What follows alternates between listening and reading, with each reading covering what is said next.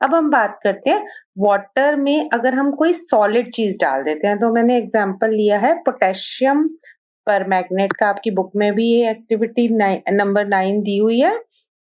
इस केस में हमने पोटेशियम परमैंगनेट डाला है, ये स्पेलिंग नोट कर लीजिए, ये केमिस्ट शॉप पे आपको इजीली अवेलेबल है। तो हमने जैसे ही उसके क्रिस्टल्स पानी में डाले, तो हम देख रहे हैं पानी जो है वो स्लोली स्लोली, अगर आप पानी को हिलाएं नहीं और रख देंगे तो स्लोली स्लोली वो पिंकिश पर्पल हो जाएगा। पोटेशियम परमैंगनेट सॉलिड्स यानी कि डिफ्यूज हो रहे हैं। आप इसको पोस्टर कलर से भी करके देख सकते हैं। आप हिलाइए मत, थोड़ा-सा उसमें क्रिस्टल डाल दीजिए पोस्टर कलर का, तो आप उसको भी देखोगे स्लोली स्लोली वो जो पानी है आपका पूरा उसी कलर का हो जाएगा। तो डिफ्यूजन तो हो रहा है पानी का और सॉलिड्स का, लेकिन बहुत स्लो हो रहा है। यानी कि फास्टेस्ट हुआ गैसेस में, उससे स्लो हुआ आपका लिक्विड्स लिक्विड्स में, और स्लोएस्ट हुआ आपका सॉलिड और लिक्विड में। और अगर हम यही 2 सॉलिड्स को रख दें, तो जैसे कि मिक्सचर में आपने देखा होगा, आपके दाल भी है और मूँगफली भी डाल दिया आपने, तो वो नहीं मिक्स होंगे, 2 सॉलिड्स नहीं मिक्स होते। नमक, चीनी को इकट्ठे रख दो, अपने आप से मिक्स नहीं होंगे। अब बात करते हैं डिसोल्यूशन की। एक और प्रॉपर्टी है जिसके बारे में हम बात कर रहे हैं कि dissolution. Dissolution is the property of dissolution is the property of completely mixing of one substance into another to give a clear solution. जैसे कि अब हमने पानी के अंदर ये पिंक कलर का इन्होंने कुछ डाला हुआ, लेकिन मैं आपको पानी के अंदर नमक घोलने के लिए बोल रही हूँ। आप नमक जो है वो डालिए और आप देखोगे कि पानी में नमक जो है वो कंप्लीटली मिक्स हो गया। तो डिसोल्यूशन का मतलब है जब 2 सब्सटेंसेस जो हैं, कोई भी सब्सटेंस हम डालें और वो मिक्स हो जाए वाटर में। तो वाटर जो है वो हमारा सबसे ज़्यादा मटेरियल्स को डिसॉल्व कर सकता है, तो ये यूनिवर्सल सॉल्वेंट भी कहलाता है। इसमें बहुत सारी चीज़ें डिसॉल्व हो जाती हैं। तो आज हम बात करेंगे डिसोल्यूशन ऑफ के कुछ एग्जांपल्स। जो चीज़ें वाटर में मिक्स हो जाती हैं, उनको हम बोलते हैं सॉल्युबल सब्सटेंसेस। जैसे कि आपका शुगर, सॉल्ट, कॉफी, और भी बहुत सारी चीज़ें हैं जो पानी में मिक्स हो जाती हैं। कुछ एग्ज़ाम्पल्स आप भी नीचे लिखिए कमेंट सेक्शन में। तो उनको हम बोलते हैं सॉल्युबल सब्सटेंस। अब कुछ चीज़ें हैं आप पानी में डालो, उनको हिलाते रहो लेकिन वो मिक्स नहीं होंगी, they are called insoluble substances, जैसे रेत, सैंड, स्टोन, पेपर, पेपर मतलब काली मिर्च, है ना? पेबल्स हैं।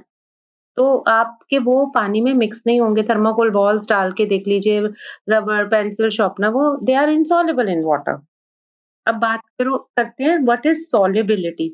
जब जो जितना मैक्सिमम अमाउंट ऑफ सब्सटेंस हमारे उसमें मिक्स हो जाता है, डिसॉल्व हो जाता है in a given amount of water, we call it a solubility. ये सब क्वेश्चंस आते हैं, define solubility, define dissolution, diffusion, ये सब इम्पोर्टेंट क्वेश्चंस हैं, इनको आपने करना है और उसके आंसर्स जो हैं यहाँ से आप देख सकते हैं।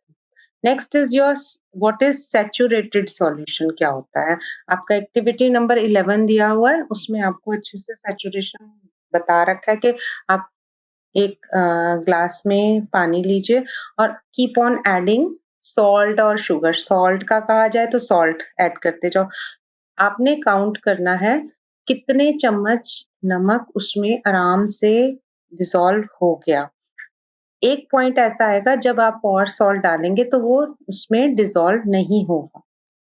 वो पॉइंट जो है that is known as saturation point.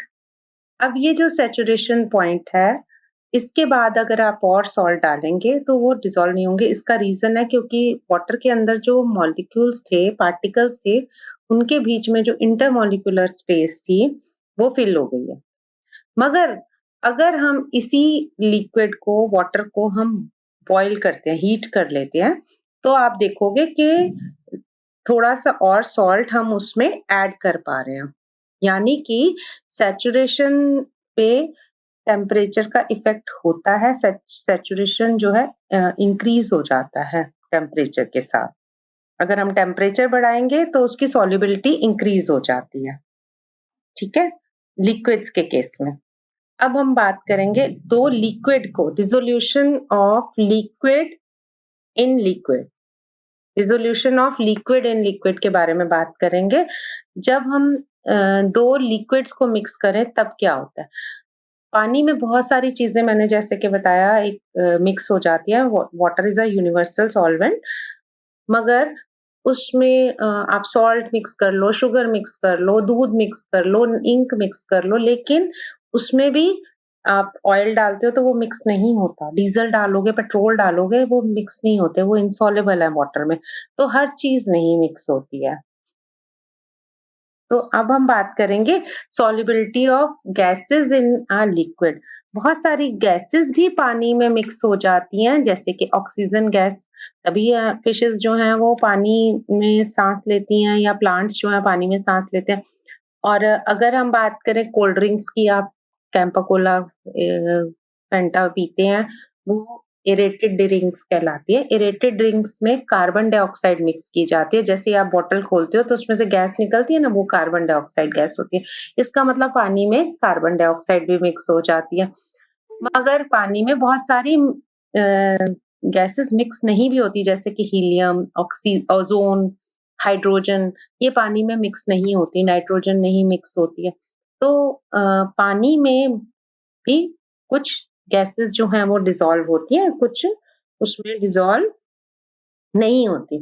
पानी में अगर आप हीट करो, जैसे मैंने आपको बताया था लिक्विड को हीट करो तो उसमें ज़्यादा नमक डाल सकते हो, लेकिन पानी में ऐसा नहीं होता। अगर आप पानी को वाटर को हीट करोगे ना, तो उसकी जो सॉल्युबिलिटी है, वाटर को हीट करने के बाद में करने पे क्या हो रहा है कि उसकी जो सॉल्युबिलिटी है वो डिक्रीज हो जाएगी। उसमें जो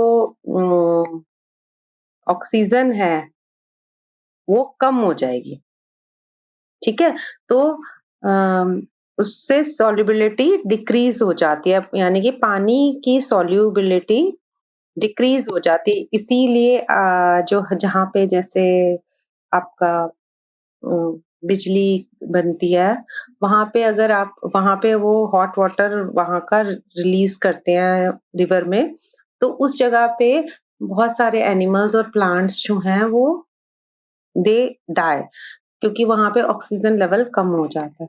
तो अब इसके बाद आप अपने जो है चैप्टर फिनिश हो गया है।